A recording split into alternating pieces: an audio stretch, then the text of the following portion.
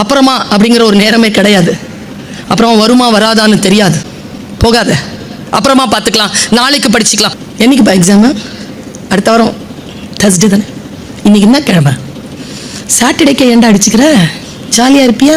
சொல்லி சொல்லி சொல்லி சொல்லி வரும். புதன்கிழமை சாயந்தரம் 7 மணிக்கு இந்த ஈரல் வந்து இங்கே மாட்டோம்.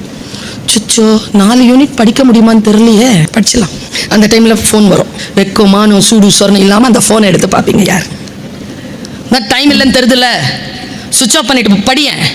படித்து பழக்கம் இல்லையா, உடம்பெல்லாம் வலிக்கும். உடனே மனசு சொல்லும். காலையில் 3 o'clock அலாரம் வச்சுட்டு இப்போ தூக்கம் வருது.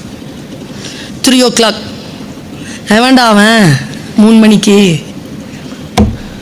4 o'clock 5 o'clock எந்திரிச்சு ஐயோ படிக்கணுமேன்னு படித்து 9 மணி வரைக்கும் குளிக்காம சாப்பிடாம அப்படியே வந்துட்டு கொஸ்டின் பேப்பர் வாங்கிக்கிட்டு அப்படியே அது மேலேயே படுத்து தூங்குறது. எத்தனை பேர் தோல்வி அடைந்திருக்கிறீர்கள்? நாளை என்று தள்ளி போட்டுட்ட.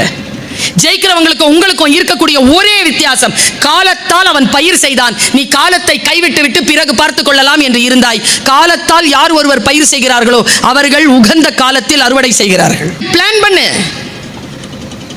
ஜாலியா இருக்கக்கூடாதுன்னு சொல்லல, ஜாலியா இரு. ஜாலியா இருந்தாலே தப்பு நடக்கும். தப்பு நடக்காமலாம் ஜாலியா இருக்க முடியாது. இன்னைக்கு இருக்கிற சூழல் அப்படி. அம்மா ஒரே வார்த்தையை சொல்றேன், சிந்தித்து பார்த்து செய்கையை மாத்து. சிறுசா இருக்கையில் திருத்திக்கோ, தவறு சிறுசா இருக்கையில் திருத்திக்கோ.